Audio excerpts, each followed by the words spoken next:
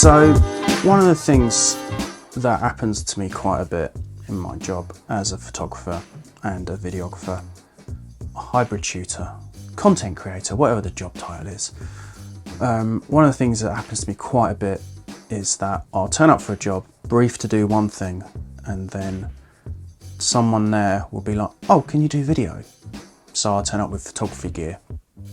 So when you're briefed to do a job, you'll bring certain equipment with you, which is aligned with that brief. So if I'm told to do photography, then I'll bring my Fuji X-T3s and a couple of lenses, and that's it. I won't bring a tripod, won't bring a microphone. And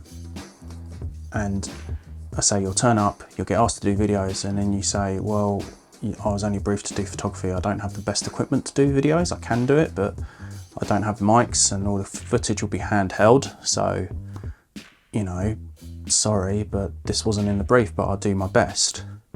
I've always kind of been on the lookout for something that I can just fit in my pocket, kind of call upon in those moments.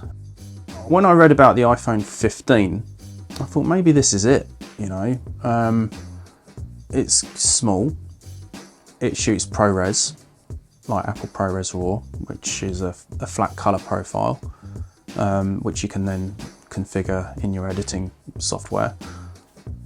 And it also, because they've done away with the lightning port or whatever it was called and replaced it with USB-C, you can record directly to a solid state hard drive, meaning that you can shoot your footage, unplug the solid state hard drive and plug it straight into your computer and then start editing, which to me is a massive game changer. So far I've taken it out on a couple of family days out just to see how it performs, and I've shot some really nice footage of the family at Legoland, and then I also put together a little video of my son on Halloween night. We did a little sort of grindhousey type trailer called The Devil Is Within, and it's just literally him walking down an alley, and we threw some creepy music and some zombie noises on top of it, and got a pretty fun looking trailer out of this rubbish bit of footage that we did. But you know, and it still came out okay on an iPhone.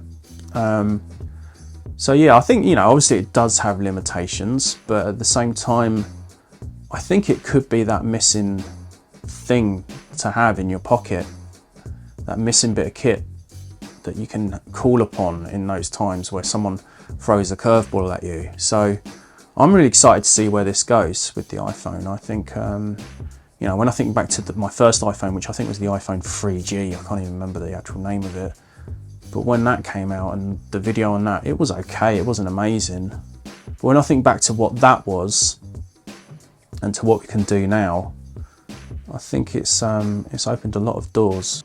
I think, as I say, a few bits will be needed.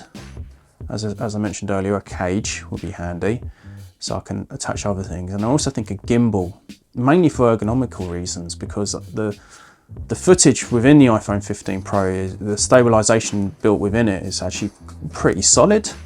Not amazing, but pretty solid. But I think ergonomically, to have a gimbal where you can hold it like this, rather than, you know, I think that's going to lead to steadier footage, hopefully. So I'll probably be talking a bit more about, you know, the things I'm going to add to it. And I'm hoping that at one point over the next month or so, I will film an event with it.